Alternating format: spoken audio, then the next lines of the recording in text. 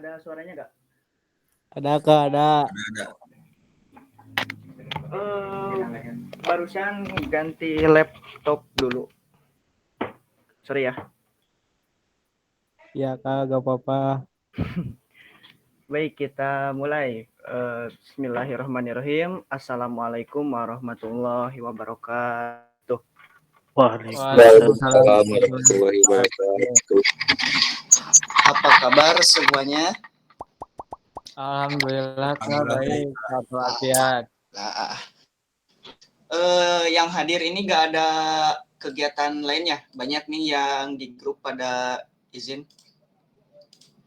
Alhamdulillah, yang lain pada bisa Kak. Oke, alhamdulillah. Sekarang kelas web itu pertemuan keduanya. Oh iya, sebelumnya mohon maaf gak on cam, soalnya ini pakai laptop yang lain, pakai PC, jadi kameranya nggak ada. Kelas web pertemuan kedua kali ini, kemarin kan kita sudah bahas di roadmap-nya itu tentang tentang internet, benar ya? Pada ingat nggak pertemuan kemarin, pertemuan minggu lalu? Kita ngebahas tentang internet, HTTP, DNS. Pada ingat ya?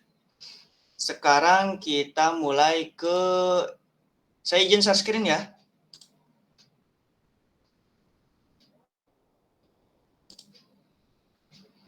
Share screen.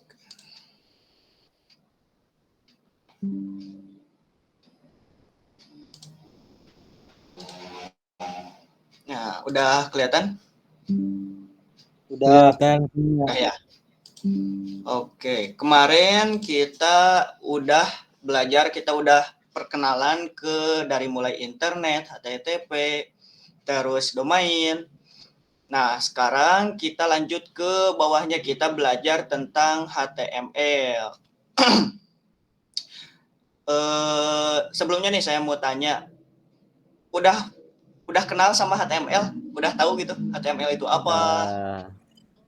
Kayaknya udah pada tahu ya. Kalau HTML udah pada tahu. Udah pada tahu ya. Kita lihat slide di sini. Saya buka slide flyer yang ditulis oleh Insinyur Darmadi MM. Kita langsung saja ke HTML, Hypertext Markup Language. Kita bacain ya.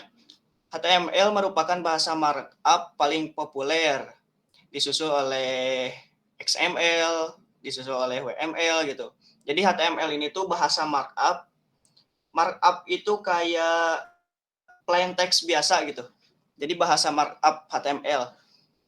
Bedanya kalau kan di sini kita nanti ke depannya bakal belajar PHP juga nih.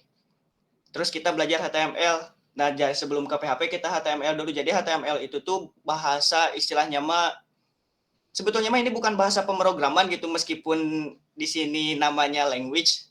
Yang namanya bahasa pemrograman itu biasanya di dalamnya itu bisa menjalankan sebuah perintah pengoperasian. Jadi kayak ada proses di dalamnya gitu. Tapi kalau HTML ini nggak ada.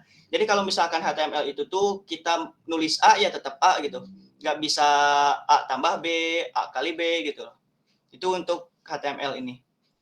Jadi secara singkatnya bahasa markup paling populer gitu, Hypertext Markup Language. Nah, ini kita langsung ke format dasar HTML-nya. Kayaknya teman-teman kalau misalkan format dasar HTML sudah tahu gitu kan, sudah sering dipelajari.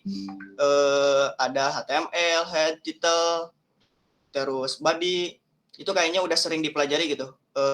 Mungkin di kelasnya kita sedikit mereview aja tentang format dasar HTML. Sebelum ke format dasar HTML, mungkin di sini teman-teman udah menyiapkan aplikasi-aplikasi pendukungnya kayak text editor. Teman-teman udah pada install text editor kayak Visual Studio Code, sudah. Sublime, Notepad++. Kayaknya itu udah ada ya di perangkatnya masing-masing. Sudah, Kak, sudah. Ya. Nah, kalau misalkan sudah, saya coba punya saya nih.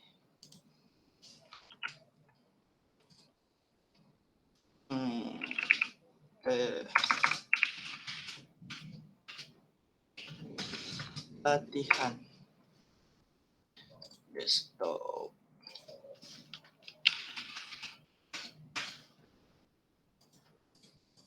Latihan titik. Nah, kita lihat dulu Jadi kelihatan nggak share screen-nya? Apa kurang gede? Kelihatan, Kak, kelihatan. Sudah, Kak. Aman ya segini. Untuk menulis skrip HTML, kita perhatikan untuk penamaan filenya. Kita lihat di sini ada file latihan.html. Nah, ini ekstensi HTML itu harus dideskripsikan pada filenya. Itu untuk menandakan bahwa kita itu membuat file yang filenya itu dalamnya itu berupa skrip HTML gitu. Jangan ekstensinya itu .doc atau .ppt. Nah, itu sangat tidak bisa dijalankan di webnya nanti. Jadi hasilnya bakalan kayak gini. Kita lihat di desktopnya. Nanti tadi saya bikin folder latihan. Nah, ini file yang tadi dibuat latihan.html. Nah, ini langsung diarahkan dibukanya itu ke web browsernya masing-masing. Entah itu pakai Chrome, pakai Mozilla, ini pakai Brave gitu kan. Nah, setelah dilihat hasilnya kosong karena di sininya masih kosong. Teman-teman biasanya kalau misalkan membuat script atau ngoding gitu, sebelumnya kan pernah ngoding juga tuh kan, biasanya pakai text editor apa? Notepad atau Visual Studio Code sama? Saya pakai Visual Studio Code, Kak. Pakai Visual Studio Code. Emang sih kebanyakan orang itu pakai Visual Studio Code karena banyak kelebihannya. Visual Studio Code yang salah satunya kelebihannya itu kita nggak perlu install emmet gitu. Kan kalau misalkan di Sublime atau Notepad gitu harus install dulu emmetnya gitu. Emmet tuh kayak ini gitu. Atau kalau misalkan lebih singkat mah kita bisa menjalankan perintah untuk melakukan ini lebih cepat gitu. Misalkan HTML5 kita udah dibuatkan struktur dasarnya gitu. Ini udah dibuatkan kalau misalkan pakai Visual Studio Code. Kan kalau misalkan pakai Sublime itu harus install dulu emmetnya. Kalau ini udah aman gitu. Kita jangan dulu pakai ini, kita pakai manual. Struktur dasar HTML itu pertama kita harus punya tag HTML. Terus yang kedua bagian head. Head itu di bagian ininya nih, di bagian atasnya. Kan ini ada HTML itu tag istilahnya mah tag dasarnya banget gitu, harus ada tag HTML. Nah, terus ada tag head dan di sini juga ada tag yang namanya tag body. Nah, kalau tag head ini kita istilahnya mah ini tag head itu headnya di mana gitu. Nah, di sini nih ada tab sama URL ini. Itu disimpannya di tag head. Contohnya kan di sini ada nih latihan.html. Latihan.html itu kan harusnya judul kan. Kayak ini nih, front end developer gitu, dasar-dasar web. Ini harusnya kan judul, tapi ini malah nama filenya. Nah, kalau judul itu disimpannya di tag head ini, di dalam tag head. Jangan keluar dari situ. Kalau misalkan di luar dari situ, itu nggak masuk ke situnya. Contoh di sini udah kelihatan itu ada titel latihan.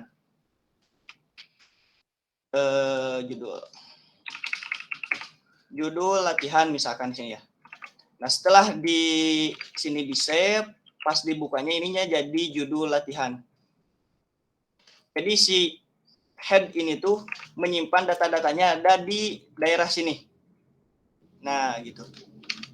Nah, satu lagi ini ada yang namanya tag body. Body itu isi dari web tersebut. Misalkan saya ingin pakai tag H1.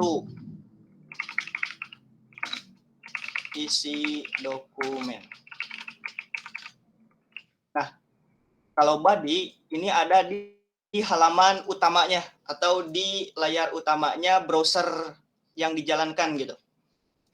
Ingat ya, jadi kalau misalkan tag head itu di belakangnya atau di atasnya di kepala di sini. Kalau body itu adanya di layar utama atau di halaman utamanya.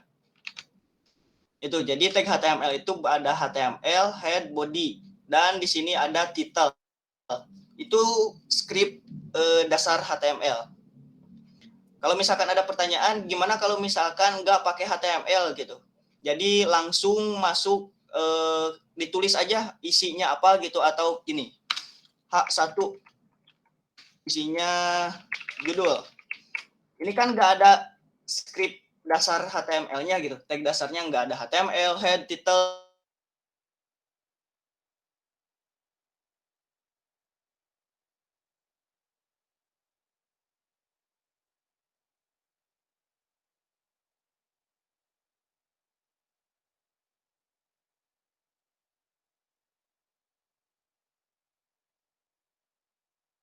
Dasar.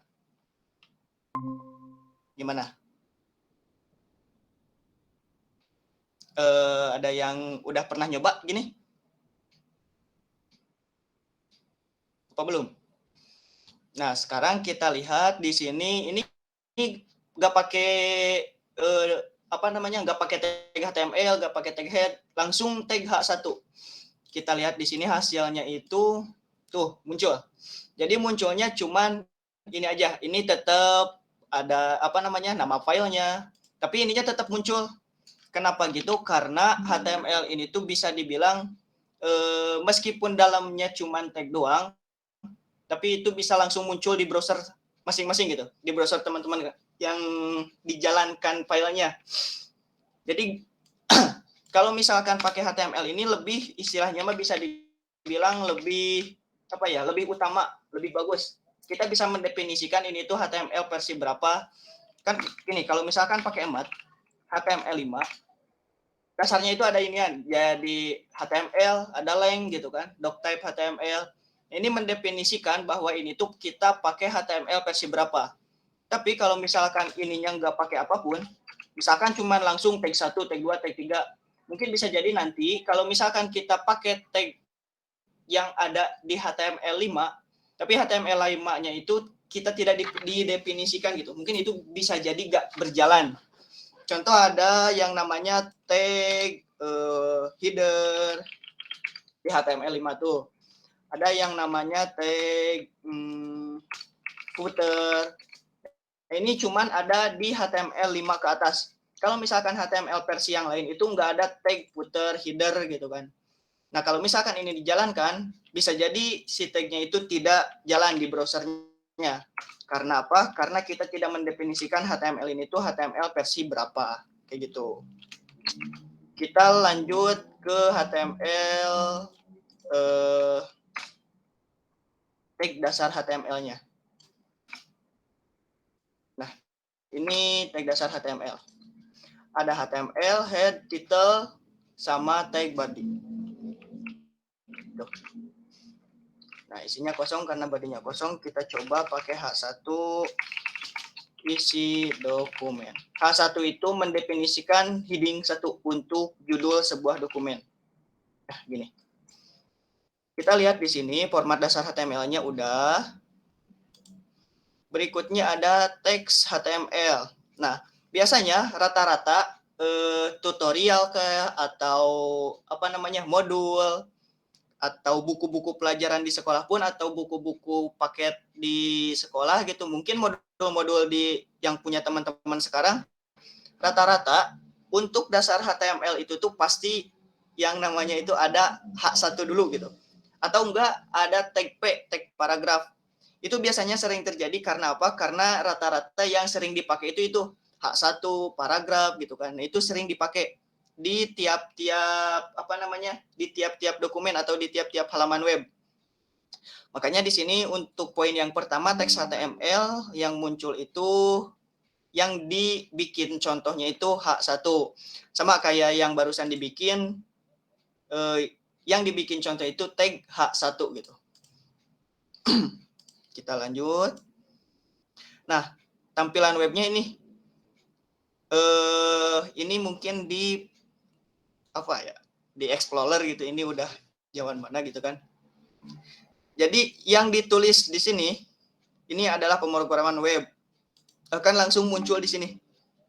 Kayak barusan saya bikin isi dokumen. Nah, isi dokumen ini akan langsung muncul di halaman utamanya atau di halaman bodinya. Nah, kalau misalkan detail ada di sini dokumen ini. Ini halaman utamanya. Kita lanjut slide-nya.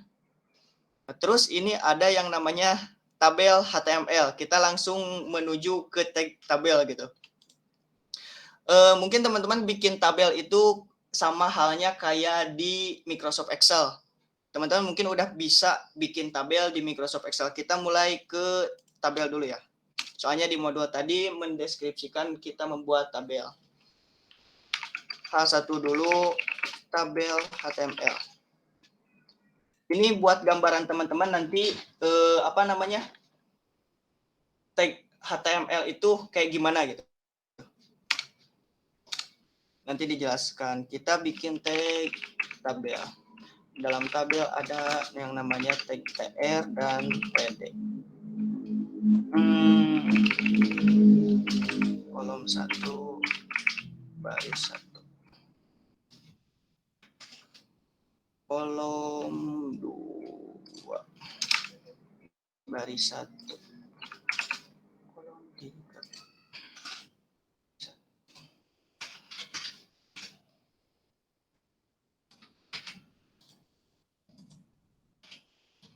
Ini berarti baris 2.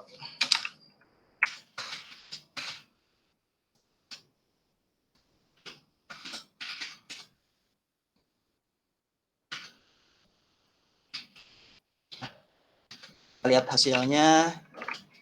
Nah, ini tag H1 yang tadi dibuat judulnya tabel HTML. Nah, ini ada kolom 1 baris 1, kolom 2 baris 2. Tapi di sini tidak ada istilahnya tidak ada garisnya. Kita kan buat tabel. Biasanya tabel itu ada yang namanya bordernya, garisnya nih. Nah, di sini nggak ada karena apa? Karena di sini tidak didefinisikan bikin border. Coba dulu ya. Border. Nah, udah kelihatan. Kolom 1 baris 1, kolom 1 baris 2, kolom 1 baris 3. Kolom 2, kolom 3, 1, 2, 3 gitu. Kita bedah dulu di kodenya. Lihat. Kita perhatikan tiap tag HTML itu pasti ada yang namanya tag pembuka dan tag penutup. Kita lihat ke line 8 ini, tag H1. Tag H1 itu ada yang namanya tag pembuka. Tag pembuka H1 ini. Dan ada juga tag penutup. Tag penutup itu ditandai dengan slash garis miring. Kalau misalkan tag pembukanya H1 berarti tag penutupnya garis miring H1. Nah, sama kayak tag-tag yang lain kayak tabel ini nih. Tag pembukanya itu tabel. Tag penutupnya ini garis miring tabel. Tag tr, tag pembukanya, tutupnya garis miring tr. Kita lihat di tag tabel.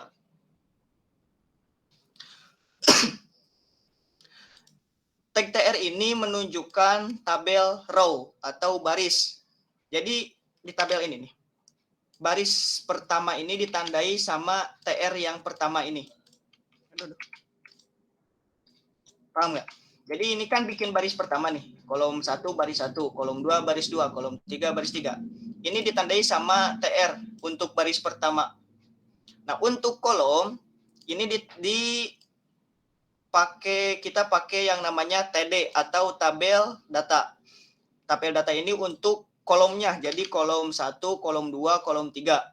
Ini baris 1, baris 2, baris 3 nih. Baris 1, baris 2, baris 3. Untuk kolom 1 ke bawah ini, kolom 1, kolom 2 sama kolom 3. Untuk kolom ditandai dengan yang namanya tag TD. Kolom 1 tag TD, yang kedua kolom 2 tag TD, ketiga kolom ketiga. Nah, untuk TR ini biasanya dipakai untuk untuk baris ke-1, baris ke-2, baris ke-3 yang ditandai dengan yang namanya tag TR. Nah, terus di TD juga kan biasanya kalau yang namanya tabel itu ada yang namanya tabel head. Jadi gini, tabel itu ada biasanya gini nih, nama, alamat gitu misalkan. Nah, di bawahnya itu datanya. Kan itu tabel head biasanya agak tebal gitu kan. Nah, kalau misalkan di HTML itu ada yang namanya TH atau tabel head. Nah, gini. TH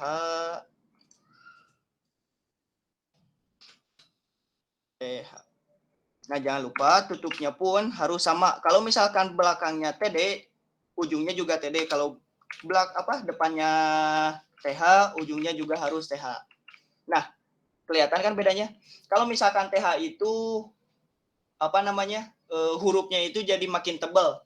Biasanya ini dipakai buat kalau misalkan yang sering pakai aplikasi itu ada yang namanya field.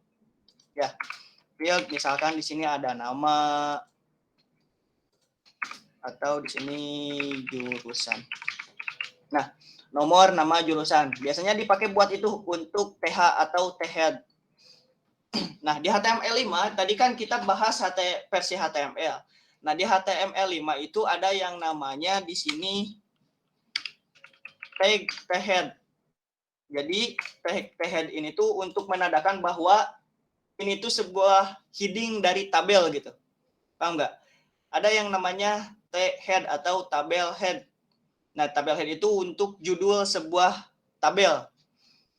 Jadi kalau misalkan ini tuh disimpannya di sini, biasanya gitu.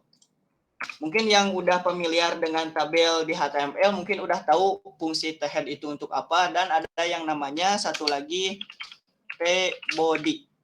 Nah, ada T-head, ada T-body. Kalau misalkan T-head itu, mungkin ini udah dibuatin tuh sama autopilotnya.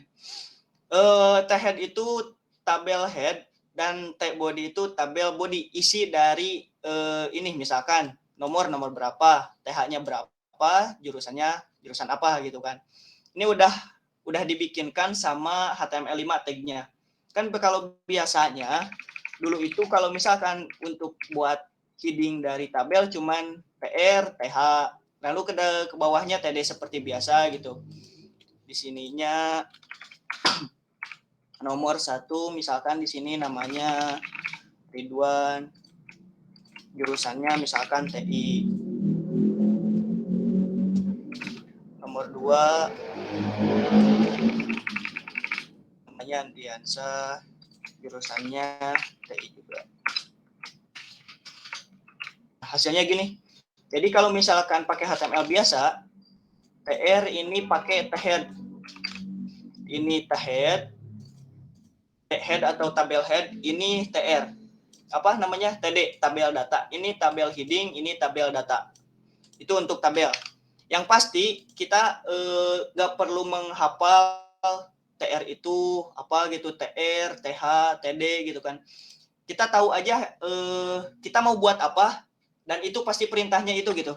Misalkan kita mau bikin judul tabel di sini nih. Ini dibilangnya judul tabel. Judul biasanya ada di atas. Terus di atas itu ingat-ingatnya itu cuman kepala di atas gitu. Head. Jadi kita mau bikin tabel, H-nya itu kan head. Jadi H, TH gitu. Jadi ingat-ingatnya itu aja, gak perlu dihafal T-head, TD, TR gitu. Cuman gitu doang. Jadi kalau misalkan mau bikin baris, kita apanya TR, tabel, row gitu. Cuman itu doang, gak perlu dihafal skrip-skripnya atau tag-tagnya. Kalau misalkan udah kebiasa mungkin itu nanti bakal hafal sendiri. Tapi kalau misalkan untuk yang apa sih itu teh gitu, atau baru mengenal tabel di HTML itu, jadi gak perlu menghafal. Itu mah nanti juga bakal terbiasa atau bakal hafal sendiri. Yang penting kita tahu konsep tabel pada HTML ini gitu. Ada TR, TH, TD, tabel gitu. Nah, itu akan dibuatkan seperti ini untuk tabel HTML. Kita ke slide berikutnya. Nah, pada program tabel standar ada tabel, ada tabel, ada TR, ada tabel, ada TR, ada TD sama. Jadi tabel itu untuk mendeskripsikan bahwa kita mau membuat tabel, TR untuk mendeskripsikan kita ingin membuat baris, dan TD mendeskripsikan atau mendeklarasikan kita ingin membuat kolom. Jadi seperti itu untuk tabel. Kita balik lagi ke yang tadi.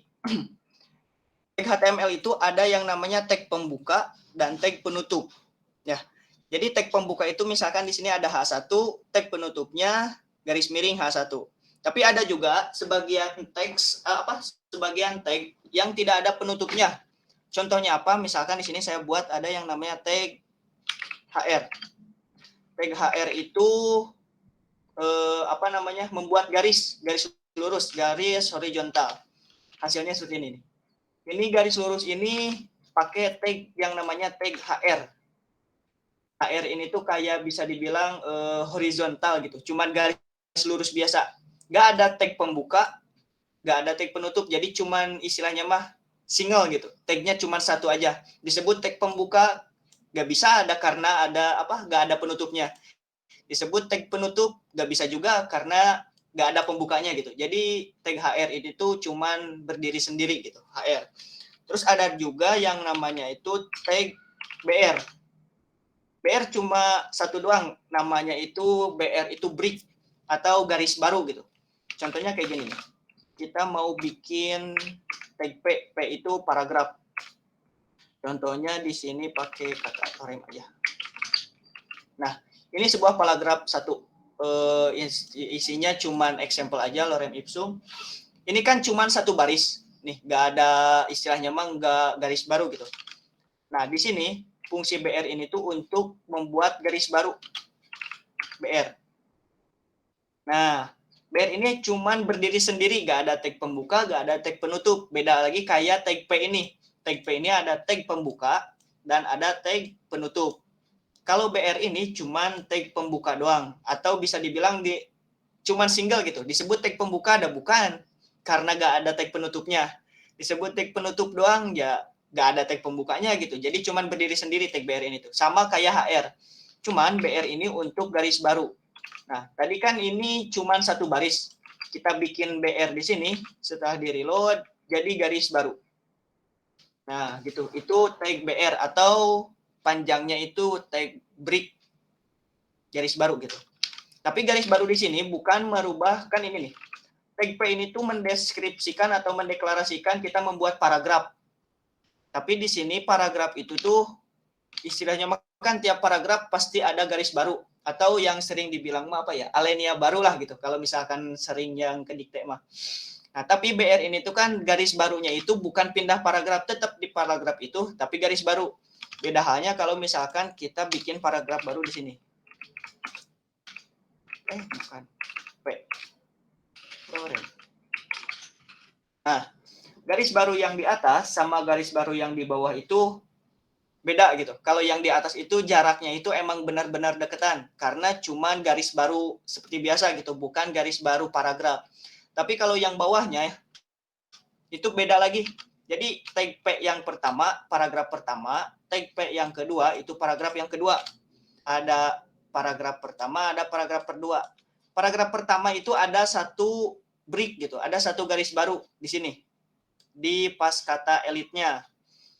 Tapi garis baru di sini bukan membuat paragraf baru, cuman garis baru biasa. Karena apa? Karena untuk paragraf baru itu di HTML pakai tag P atau tag paragraf. Kalau misalkan BR ini cuman garis baru seperti biasa gitu, bukan garis baru paragraf. Dan hasilnya kayak gini. Ini paragraf pertama 2 baris dan ini paragraf yang kedua 1 baris gitu. Bedanya kalau misalkan garis baru. Gitu. Ada tag yang harus berpasangan, ada tag pembuka dan tag penutup, ada juga tag-tag yang berdiri sendiri kayak HR dan BR ini. Gitu untuk tag HTML. Kita buka lagi modulnya. Ini di slide ini tuh membahas tentang tabel. Nah, setelah tabel kita ke format untuk teks gitu. Nah, bisa dilihat format yang pertama itu ada yang namanya tag P. Tadi kita udah buat untuk paragraf baru. Jadi P itu tuh membuat paragraf, sebuah paragraf. Biasanya kan kalau paragraf itu satu paragrafnya itu minimal 3 baris gitu kan. Jadi bla bla bla bla paragraf baru, paragraf keduanya bla bla bla gitu. Nah, jadi di sini itu kita membuat paragraf itu dideskripsikan pakai yang namanya tag P. Yang berikutnya ada tag BR atau baris baru gitu. Nah, atau yang bahasa Inggrisnya itu break gitu kan, BR break gitu. Jadi baris baru. Ada lagi di sini ada yang namanya tag pre, menetapkan teks yang formatnya sudah dibuat terlebih dahulu. Kalau misalkan bingung, kita coba praktikkan. Tag pre itu tuh buat apa? Katanya, kita lihat hasilnya. Nah, tag pre ini jadi gini, teksnya jadi berupa teks kayak mesin ketik gitu. Kan kalau ini teksnya teks default bawaan dari browsernya. Nah, tapi kalau yang ini teksnya itu diatur oleh si yang namanya tag pre yang tadi, mesin ketik. Jadi bedanya tag pre sama tag pre itu bedanya di ini. Nah, tapi tag pre ini biasanya kalau misalkan ada error atau mau melihat definisi sebuah, nanti kalau kedepannya kita pasti dihadapi dengan yang namanya error atau pengen melihat data mentahan. Nah, kalau misalkan mau melihat data mentah, biasanya yang muncul di halaman webnya itu acak-acakan gitu, nggak ada garis baru, antara paragraf 1 dan 2 menyatu gitu. Nah, untuk merapihkannya itu pakai tag pre biasanya. Nanti mungkin di pertemuan yang lain kita bisa praktekkan untuk tag pre ini. Tag pre. Kita lihat lagi, ada ke berikutnya. Ada gambar titik HTML gitu. Nah, untuk gambar ini kan biasanya di web-web itu suka ada gambar atau bahkan ada video juga gitu. Nah, tag-nya untuk gambar ini IMG. Kita coba dulu ya di bawah. Ada yang namanya tag IMG buat gambar. Nah, terus di sini ada kita dikasih atribut SRC. Kalau misalkan atribut itu apa, nanti setelah ini saya jelasin. SRC misalkan gambar titik JPG. Nah, hasilnya nggak ada. Kenapa nggak ada? Karena kita tidak punya gambar titik JPG ini. Kalau misalkan pengen ada gambar JPG, kita harus menyiapkan gambarnya terlebih dahulu untuk ditampilkan di halaman webnya. Nah, jadi SRC ini tuh untuk istilahnya memanggil gambar yang ingin kita tampilkan gitu. Nah, kita tadi kan lihat dulu ke atas sebelumnya ada yang namanya border ini. Terus di bawah juga ada SRC, ada ini ALT. Itu tuh apa gitu loh. Dan gunanya untuk apa? Di sebagian tag ada yang namanya atribut gitu. Ada tag-tag yang harus atau wajib menggunakan atribut, salah satunya tag IMG ini. Tag IMG itu nggak bisa jalan atau bahkan bisa dibilang kasarnya nggak ada gunanya, itu nggak kelihatan gitu atau nggak berfungsi kalau misalkan nggak ada yang namanya tag SRC. Kenapa? Karena kan IMG itu untuk menampilkan sebuah gambar. Nah, SRC ini tuh sebuah atribut yang dimana nilainya itu harus menuju ke gambar yang ingin kita tampilkan di web gitu. Contohnya di sini saya SRC gambar titik JPG. Karena gambarnya ini nggak ada, mungkin jadi gambarnya nggak muncul. Kalau misalkan pengen ada, mungkin saya lihat ya, Victor.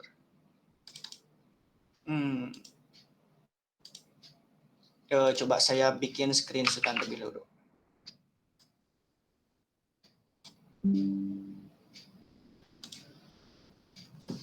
Kita save. Save-nya di latihan. Gambar. Nah, kita arahin si SRC ini tuh ke gambar yang sudah kita buat tadi. Nah, kita kan tadi saya bikin folder yang namanya latihan. Di dalam latihan itu ada file HTML yang kita buat sekarang nih. File ini tuh ada di folder latihan. Dan di folder latihan ini tuh ada gambar .png. Gambar .png. Nah, di sini saya salah buatnya, harusnya PNG. Nah, gambar .png ini tuh sebuah apa ya? Kita memanggil gambar .png oleh SRC ini gitu. Resource-nya gitu. Jadi EMG memanggil gambar yang namanya itu gambar .png. Nah, setelah dibuka di halaman browsernya, nah, muncul gambarnya yang mau kita tampilkan. Karena apa? Karena kita kita memanggil gambar itu pakai tag IMG ini. Nah, terus ini ada satu lagi disediain yang namanya itu atribut ALT. Ini untuk apa? Padahal kan kalau misalkan ALT ini tuh kayak diisi apa-apa juga nggak muncul kan? Tuh, nggak ada yang kita ketik tadi. Nah, ALT ini digunakan untuk gini bahasanya. Kalau misalkan gambarnya kosong atau gambarnya nggak ada atau gambarnya error, nah yang mau dimunculkan itu tuh apa gitu. Jadi kalau gambarnya error, apa yang ingin dimunculkan? Contoh gini, ini kan gambar. Terus kita itu pas mau mengetiknya itu typo gitu, gambar doang gitu kan. Harusnya kan ini nggak kepanggil. Kenapa? Karena si gambar ini tuh kan namanya itu gambar .png. Tapi saya mendeskripsikannya di sini cuman gambar gitu, R-nya ketinggalan. Nah, pas dilihat, di sini gambarnya gak muncul, tapi nggak ada apa-apa gitu. Kosong doang gitu, nggak ada apa-apa. Nah, fungsinya tag ALT ini itu untuk itu. Jadi kalau gambarnya nggak ada, misalkan di sini kita kasih teks gambar tidak ada, misalkan di sini gini. Nah, ALT ini tuh untuk mendeskripsikan bahwa kalau gambar itu nggak ada, apa yang ingin dimunculkan gitu. Nah, setelah di reload di sininya, nah gini. Ini gunanya tag atribut ALT yang tadi, gambar tidak ada. Kalau misalkan gambarnya ada, tag ALT-nya hilang gitu.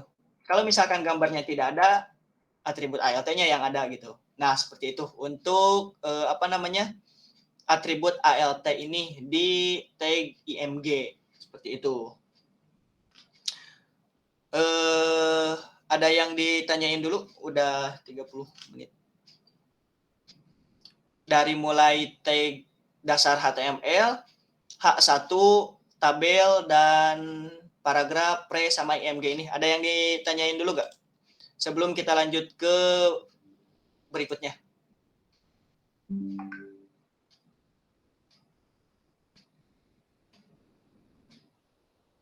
Apa udah familiar banget dengan tag-tag yang barusan? Udah. Udah familiar ya? Ya. Mungkin sudah familiar. Oh Iya, Kak, sudah familiar, Kak. ya, oke, siap. Kalau misalkan tag-tag itu mah udah familiar banget ya. Mungkin di sini ada yang baru baru mengenal gitu. Di sini ada yang baru masuk di Meet sekarang, ada yang baru masuk atau angkatan 2022.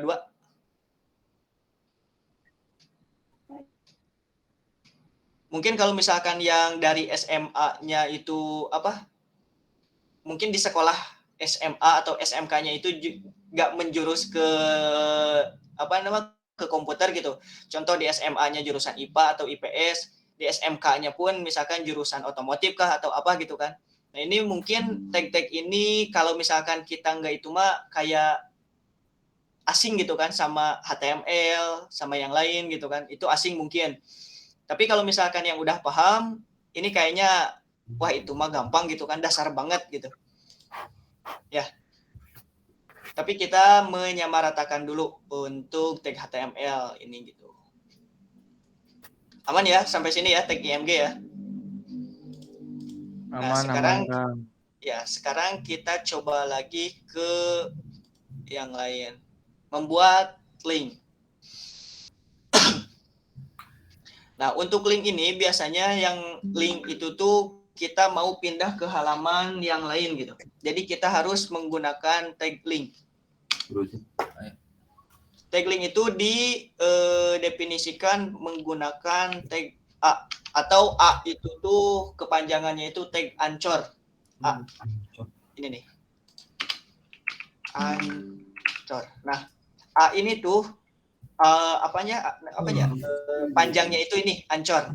Cuman disingkat jadi tag A.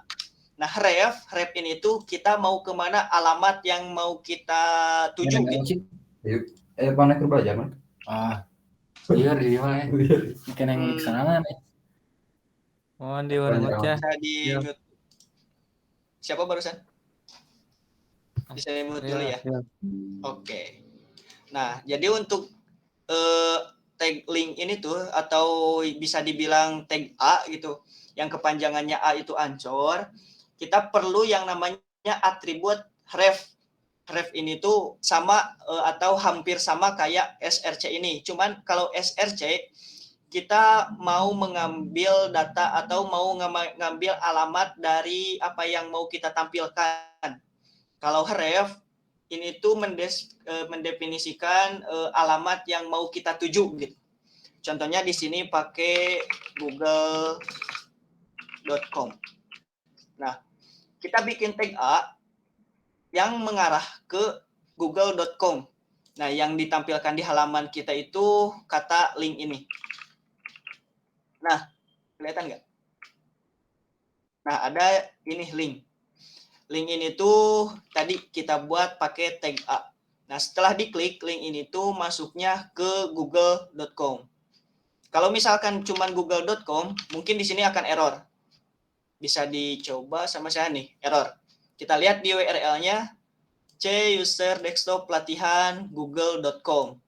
Kenapa gitu? Karena ini google.com ini tuh mentahan gitu. Bukan apa-apa. Cuman mentahan. Ingat kemarin yang HTTP atau HTTPS? Yang kemarin masih ingat? Nah, kalau mau masuk ke google.com, kita pakai yang namanya HTTP. https://. Nah, ini. Kalau misalkan gini, ini baru bisa langsung masuk ke Google. Nah, gitu. Kalau misalkan nggak pakai itu, ini cuman mentahan doang gitu, nggak ada. Kalau misalkan sekarang gini, contoh nih front end. Ini kan di sini roadmap.sh front end gitu kan. Kalau misalkan kita lihat, nah di copy, setelah dipaste di sini, nah ada yang namanya ini HTTPS.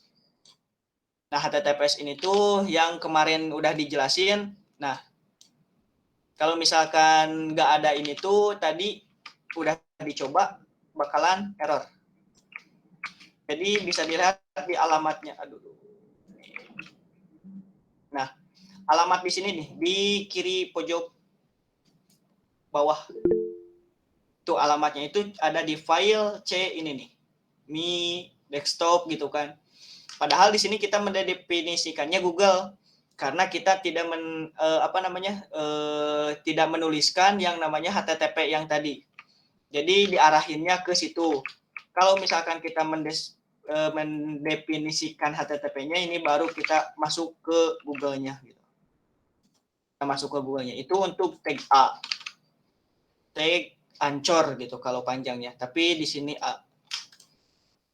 tapi kan kalau misalkan ada pertanyaan, banyak web atau halaman-halaman web si gambarnya itu bisa diklik, misalkan gambar Google tapi bisa diklik gambarnya.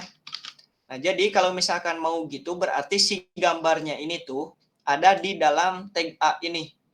Contoh kan di sini tag A itu hanya tulisan link doang atau kata link doang. Jadi ini doang nih. Ini cuman bisa diklik, kalau gambarnya nggak bisa. Jadi cuman ini doang. Nah sekarang si gambar ini bisa dipindahin ke sini. Nah, jadi si gambarnya itu ada di dalam tag A. Jadi kan ini tadi mah cuman sekedar kata link. Sekarang gambar yang bisa dikliknya. Sekarang kan kondisi sekarang gambarnya itu lihat kursornya, kursor biasa gitu kan, kursor default. Tapi kalau link, kursor tangan yang mau ngelik gitu. Tapi karena ininya udah diganti, kita lihat sekarang kalau misalkan kursornya ke gambar itu kursornya jadi gambar tangan, bukan gambar panah lagi. Dan setelah diklik, ini bisa langsung masuk ke Google. Jadi bebas gitu. Jadi A ini tuh untuk mendeskripsikan bahwa kita itu ingin membuat link. Di dalamnya apa, itu mah terserah kita gitu. Entah mau gambar, mau video, mau teks biasa, mungkin mau tabel gitu kan. Itu bisa. Yang pasti ini ada yang namanya tag A. Dan yang mau dikliknya atau istilahnya mah isi dari tag A itu tuh harus ada di dalam ini. Antara tag pembuka dan tag penutup. Jangan sampai gini. Nah, kalau misalkan kayak gini, ini gambarnya jadi biasa lagi. Tag A-nya nggak ada apa-apa. Karena antara tag penutup dan pembuka itu kosong. Nggak ada apa-apa banget. Jadi di sininya pun kosong. Kalau misalkan kita tambahin satu huruf aja, huruf A misalkan.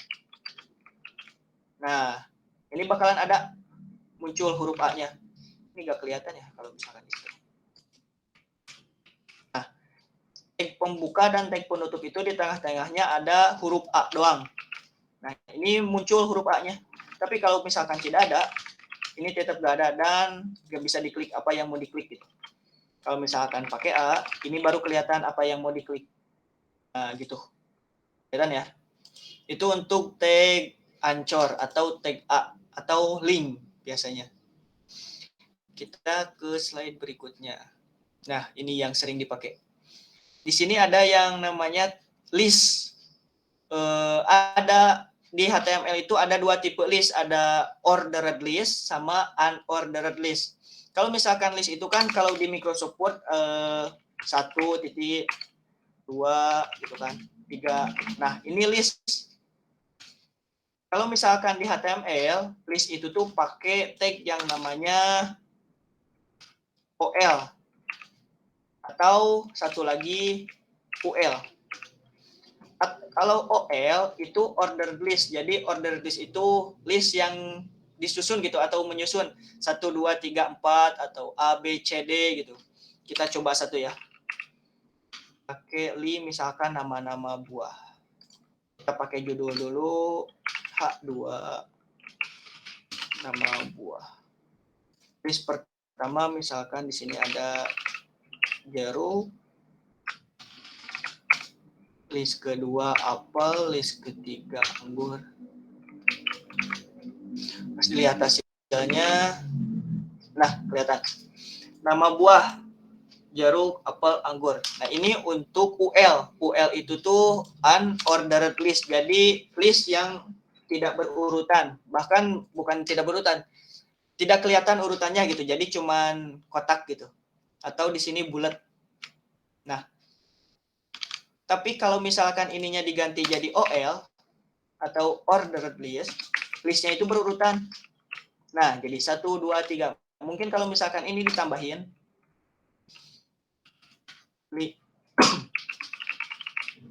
semangka. Tuh, berurutan. Jadi kalau misalkan itu mah, kita nambahin list-list lagi tuh udah otomatis berurut gitu listnya. 1, 2, 3, 4 gitu kan. Nah, tadi kan dibilang ada 1, 2, 3, 4, A, B, C, D, E gitu. Nah, itu gimana caranya? Nah, di sini ada tag OL. Kita pakai atribut yang namanya atribut type.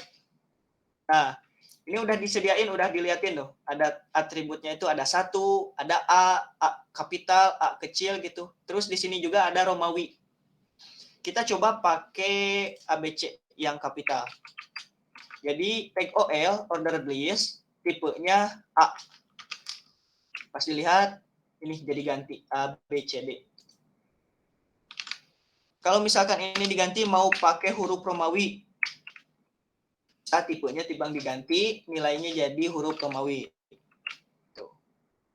Dan tipe ini tuh harus menggunakan huruf awalnya. Misalkan mau 1, 2, 3 berarti pakai angka 1-nya. Mau ABCD berarti pakai huruf A-nya. Atau mau Romawi, kita pakai angka 1 Romawinya. Nggak bisa pakai angka Romawi 2 kayak gini.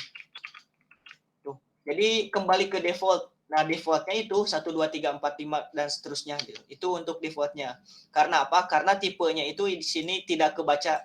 Ini apa gitu tipenya. Nah, yang kebaca itu yang tadi kita lihat biar kelihatan. Tipenya itu ini, ada 1 A sama Romawi gitu. Itu untuk list. Nah, berikutnya ada yang namanya itu UL atau unordered list. Kalau unordered list itu list yang tidak berurutan atau istilahnya mah tidak kelihatan ini tuh list keberapa gitu. Defaultnya itu pakai bulat-bulat kecil ini nih. Tapi di sini juga ada tipe-tipenya gitu, bukan cuma bulat kecil. Tipenya itu ada square, ada circle gitu. Nah, sekarang kita coba tipenya itu pakai square. Nah, kalau square, bulat-bulat kecilnya itu jadi kotak-kotak, bukan bulat lagi. Defaultnya kan bulat gitu kan. Tapi karena tipenya dibikin square, jadi dibikin kotak, itu jadi kotak di sininya. Tapi ini tidak berurutan atau nggak kelihatan urutannya kan, kalau yang atas itu ada 1, 2, 3, 4 gitu kan. Nah, tapi kalau yang bawah itu pakai ini doang. Gitu. Itu untuk list. Untuk list tuh ada OL, ada UL. Kalau OL, ordered list, daftar urut untuk mengatur teks dengan urutan berdasarkan nomor. Tapi kalau unordered list, daftar tidak terurut yang menggunakan bulat sebagai simbol urutannya. Kayak tadi nih, ini defaultnya menggunakan bulat. Nah, defaultnya itu bulat gini. Tapi kalau yang ini defaultnya pakai huruf pakai angka 1, 2, 3, 4, 5 gitu. Gitu. Itu untuk UL dan OL. Itu udah familiar ya sama teman-teman ya. Ya, Kak, sudah. Oke. Waktunya udah. Kita gambaran aja lah buat CSS-nya. Ini udah mau jam 9 kurang. Gambaran untuk CSS jadi gini. Lihat roadmap-nya dulu. Ada di sini ada HTML, CSS sama JavaScript. Ya. HTML itu ibaratkan kalau misalkan badan nih. Kita utarakan HTML, CSS, JavaScript itu badan. HTML itu sebuah badan, kerangka atau tulang. Nah, HTML itu sebuah tulang gitu kan. CSS itu dagingnya. Jadi HTML tulangnya, CSS dagingnya. Nah, JavaScript itu urat-uratnya gitu loh. Itu untuk dianalogikan ke badan kita. HTML tulangnya, CSS itu dagingnya, kalau JavaScript itu urat-uratnya. Tapi kalau misalkan ada lagi yang menganalogikan tuh gini, HTML, CSS, JavaScript itu ke bangunan atau ke rumah. Kalau HTML itu hanya bangunan biasa gitu. Hanya bata seperti biasa gitu kan, pondasi gitu doang. CSS itu sebuah catnya. Jadi kalau misalkan rumah nggak ada catnya kan kayak gimana gitu, nggak bagus. Nah, CSS itu sebagai catnya. Terus ada lagi JavaScript. JavaScript itu sebagai listriknya. Jadi kalau rumah nggak ada listriknya kayak gimana gitu. Kalau malam gelap gitu kan, kalau siang mungkin kita nggak bisa apa-apa, cuman bisa menikmati doang gitu kan. Nah, JavaScript itu sebagai listriknya. HTML kerangkanya, CSS itu sebagai catnya, JavaScript sebagai listriknya. Itu untuk dianalogikan ke rumah. Nah, di sini juga ada yang namanya CSS, case ending, style sheet, mempelajari dasar CSS, bla bla bla bla.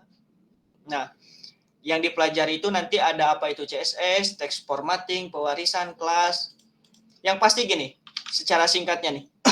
CSS itu dibagi ada ke 3 macam. Ada CSS yang di dalam tag-nya, ada CSS yang di dalam satu file, ada juga CSS eksternal atau CSS-nya di luar file yang kita buat. Ada CSS internal, CSS yang di dalam file yang kita buat. Ada juga CSS yang di dalam tag. Contohnya kalau misalkan gini, kalau eksternal itu pakai yang namanya link, style sheet, style CSS. Nah, style.css ini tuh kita membuat file baru lagi yang namanya itu style.css. Nah, kode CSS di situ dibuat. Tapi kalau misalkan untuk internal, kita bisa di sini yang namanya pakai tag style. Nah, kalau tag style ini tuh udah dibuatnya. Kalau tag style itu tuh kita membuat style CSS tapi di dalam satu file HTML gitu. Tidak di luar file HTML-nya. Ada lagi satu lagi CSS yang di dalam tag pakai atribut style. Nah, di sini bisa mengatur warna, jarak gitu kayak di HTML biasa, CSS biasa. Cuman kalau misalkan di sini itu kita nggak pakai selektor. Nah, ngomong-ngomong tentang selektor, contoh gini. K1 kita membuat kelas judul. Nah, selektor ini tuh untuk mendeskripsikan atau menandai apa yang mau kita rubah misalkan di sini. Judul. Nah, ini kita buat H1-nya itu judul. Dengan kelasnya itu judul. Nah, di sini kelas ini tuh dipanggil pakai yang namanya itu titik. Untuk untuk memanggil kelas atau selektor kelasnya itu pakai titik. Ada lagi yang namanya itu ID. ID judul 1. Nah, kalau ID memanggilnya itu selektornya itu pakai bintang. Nah, gini. Kalau misalkan ID pakai bintang, tapi kalau untuk kelas itu pakai titik. ID pakai bintang, kelas pakai titik. Tapi di sini kalau misalkan CSS-nya itu di dalam tag, kita nggak perlu pakai kelas. Nggak perlu pakai selektor gitu. Pakai kelas juga istilahnya mah nggak bakalan kepake kalau misalkan CSS-nya itu di dalam tag-nya. Karena kita udah pasti gitu kan, karena CSS-nya di dalam tag ini, otomatis tag ini doang yang bakalan diatur gitu. Paham nggak? Jadi kita membuat script CSS di tag P. Nah, tag P ini doang yang bakalan diatur CSS-nya. Tag PP yang lain pun nggak bakalan keatur gitu. Contoh gini, kita coba ya. Kalau misalkan selektor tag itu nggak pakai apa-apa, cuman P doang. Kalau kelas pakai titik, ID pakai bintang, kalau tag tidak pakai apa-apa. Oke, misalkan di sini pakai color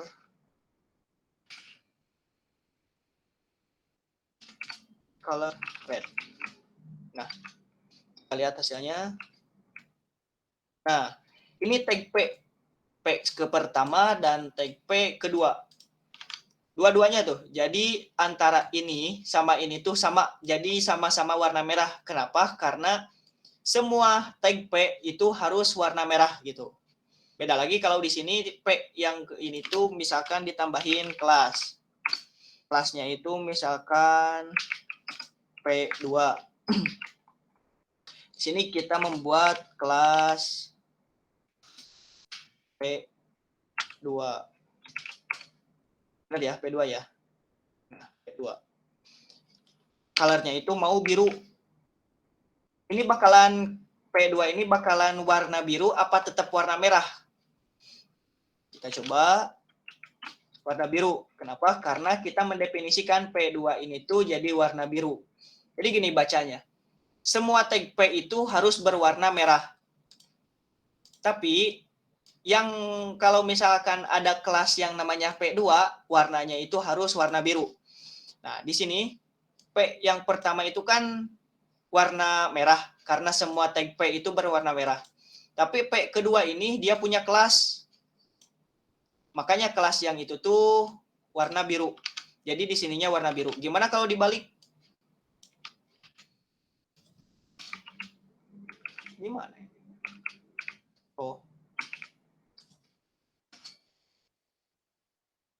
Oh, pakai ini.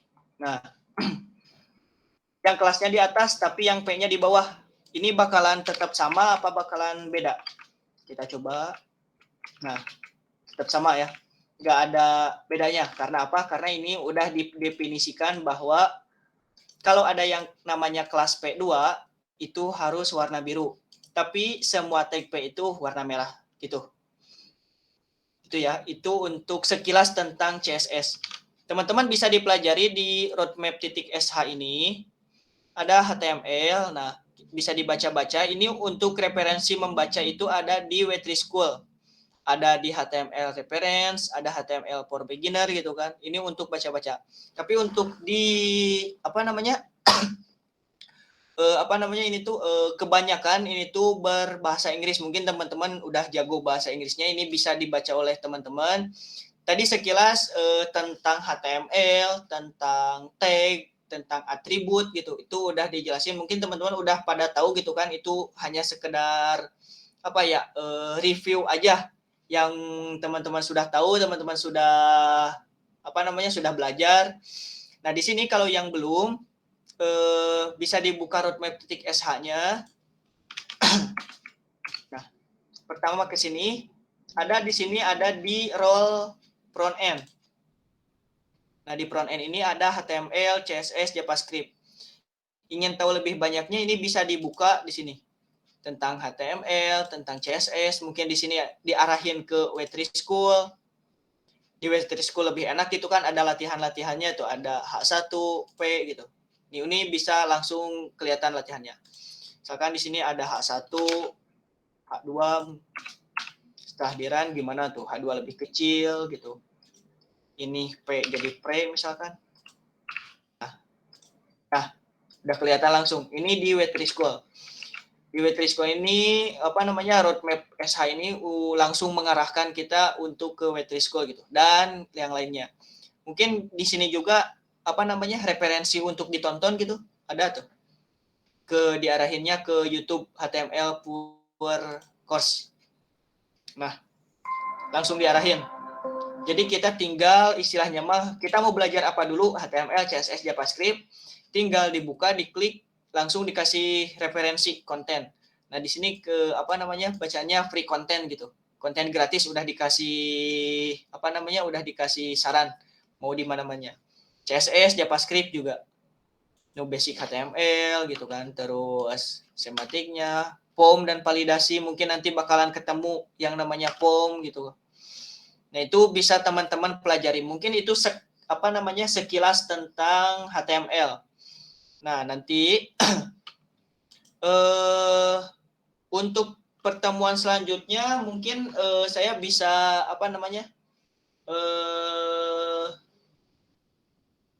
melihat teman-teman tuh udah paham apa belumnya dengan coba teman-teman bikin halaman web biasa sederhana sama kayak ini nih, sama kayak ini. Cuman di dalamnya itu ada tabel, ada paragraf, ada gambar sama ada list. Bisa dipaham nggak?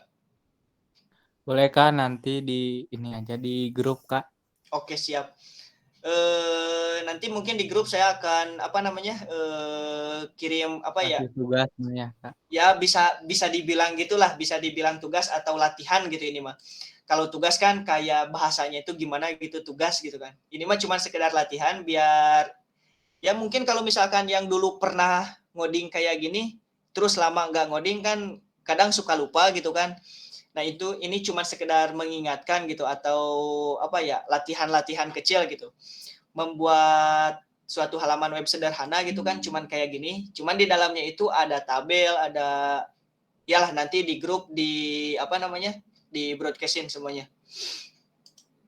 Ada pertanyaan dulu nggak sebelum ditutup?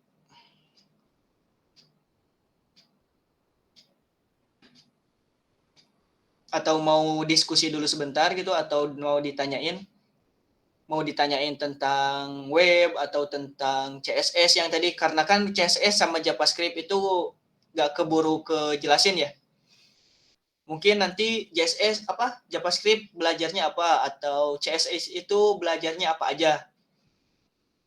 Nanti saya arahin, mungkin pasti saya ngarahinnya itu ke roadmap-nya. Karena apa? Karena di situ udah dikasih referensi untuk belajarnya. Nah, tapi kalau misalkan meskipun di sini nih referensi belajar, tapi tetap gak ngerti, itu boleh langsung ditanyain mau di grup atau ya yang pasti di grup sih. Ini saya udah baca-baca referensi yang ada di roadmap, udah baca di Wetrisco juga, tapi tetap gak ngerti, itu langsung bisa ditanyain di grup. Yang pasti untuk referensinya itu yang pertama di roadmap, dan di roadmap itu udah dikasih referensi-referensi untuk belajarnya. Entah itu Wetrisco atau yang lain gitu. Bahkan bisa ditonton videonya juga. Itu untuk roadmap. Untuk belajar HTML, CSS, sama JavaScript. Ada yang ditanyain lagi gak?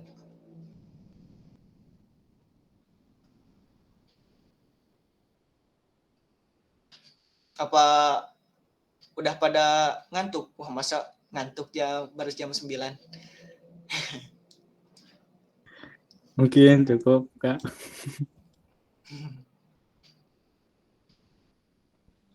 Mungkin cukup Kak, pelan-pelan saja, jangan terlalu ngebut.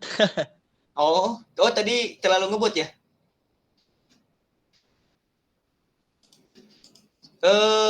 Teman-teman kalau misalkan belajar terus online kayak gini, apa namanya, feel-nya kerasa gak sih?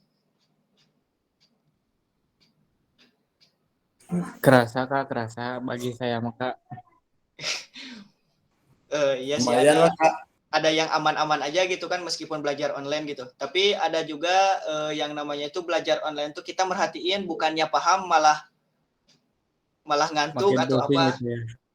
Ya tuh tergantung pematerinya juga. Kadang ada pematerinya itu dia udah istilahnya mah udah tahu konsep belajar online tuh biar pesertanya itu istilahnya mah aktifkah atau apa gitu. Tapi ada juga yang ya mungkin saya mah gimana ya, belum terbiasa mungkin belajar online kayak gini, jadi ngejelasinnya kecepatan kah atau kaku kah. Udah mas saya baru belajar gitu kan yang namanya apa public speaking gitu kan, terus harus online juga, ya mungkin teman-teman bisa difahami gitu. Tapi kalau misalkan untuk belajar ya boleh-boleh aja sih, saya terbuka gitu kalau misalkan belajar entah itu di grup gitu kan, ataukah mau belajar offline gitu kan, yang penting siapin waktunya aja gitu kan.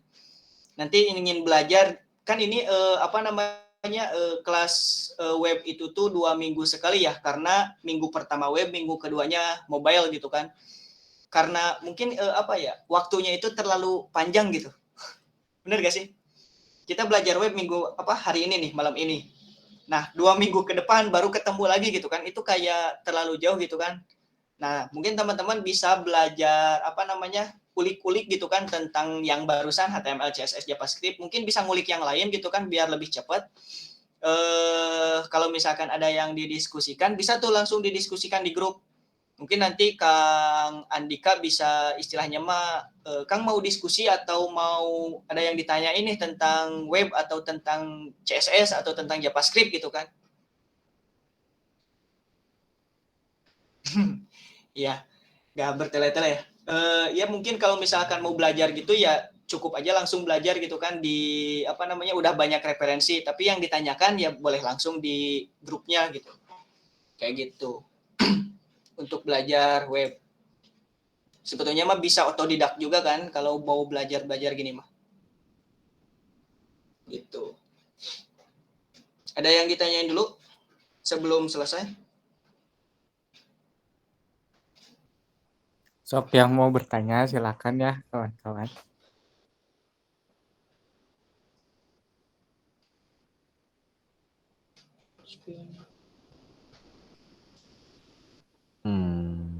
Nah, kalau misalkan nggak ada, mungkin pertemuan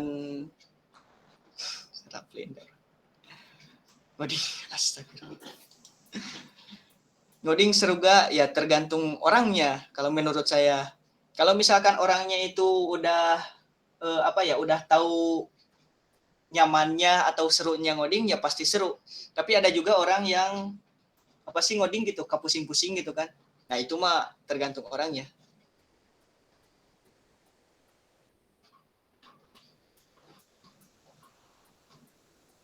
Motivasi biar belajar gak jenuh. Biasanya suka malas kalau lagi online. Nah kalau misalkan ya mungkin apa ya, online itu pas zaman pandemi kemarin gitu kan, yang istilahnya mas hampir semua pembelajaran online, dan yang namanya jenuh itu pasti ada. Biasanya kalau misalkan saya jenuh itu tuh kembali ke tujuan kita apa. Kalau misalkan tujuan kita mau belajar ya meskipun online ya biasanya rasa jenuhnya hilang gitu kalau saya mah. Tapi gak tahu mungkin yang lain gimana.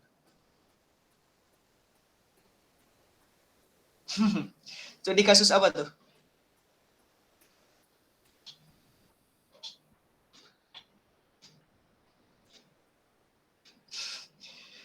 Ngomongin seumur hidup. Studi kasus. Ini studi kasus apa? Ngoding atau apa? Prospek kerja programmer lebih kuat ordal apa skill? Sebetulnya kalau programmer itu apa ya? Luas gitu. Kalau misalkan orang dalam ya nggak juga sih. Lebih ke skill sih kalau menurut saya. Soalnya apa? Soalnya meskipun punya orang dalam tapi skillnya di bawah gitu kan, ya bisa jadi dia terkucilkan gitu kan, kasihan. Kita kerja jadi programmer di perusahaan besar gitu, masuknya pakai orang dalam gitu kan, tapi pas di dalam perusahaannya itu dia kayak gimana ya, ketinggalan jauh, terus ya gitu, jauh lah gitu, ya itu malah gimana ya, skill sih kalau menurut saya. Kalau programmer itu lebih mudah mana front end atau back end? Lebih kalau misalkan saya masih karena lebih lama megang back end ya kayaknya lebih mudah back end sih. Tapi kalau yang lamanya megang front end bisa jadi orang itu front end. Tapi kalau back end itu kita ya yang namanya logika, hitung-hitungan pastilah gitu. Kalau back end logikanya harus ya cukup kuat, terus hitung-hitungannya kayak gitu-gitulah. Kalau front end itu lebih ke apa ya, lebih ke tampilan. Ini tampilannya bagus kayak gimana, kalau misalkan mau nambahin ini gimana gitu. Itu untuk front end. Full stack malah full stack. Pengen jadi full stack, malah jadi full stack. Kayak permasalahan di tiap codingan atau permasalahan di web program. Studi kasus.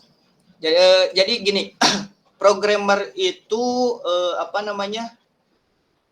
bukan cuma membuat aplikasi dari nol sampai jadi gitu kan, tapi bahkan mendevelop atau mengembangkan sebuah aplikasi juga kan. Kalau misalkan itu tuh contoh nih, ada sebuah aplikasi, ya ginilah, aplikasi Shopee kadang suka ada yang namanya error atau bug gitu, atau apa gitu. Nah itu kan dibenerinnya atau diberesinnya sama programmernya. Nah kalau ada yang error-error gitu biasanya dibenerin sama orang-orang back end. Tapi kalau ada tampilan-tampilan yang jelek atau misalkan ada logo yang kurang simetris atau apa, biasanya itu sama yang ngoding front end gitu. Kalau misalkan ngodingnya. Terus nanti ke depannya itu pasti kita belajar yang namanya framework. Ada framework buat back end-nya, ada framework buat front end-nya. Teman-teman kayaknya udah familiar dengan Bootstrap. Nah, itu CSS gitu kan, buat tampilan sama nanti di webnya itu jadi enak, kita tinggal panggil kelas-kelasnya doang kalau misalkan pakai Bootstrap mah.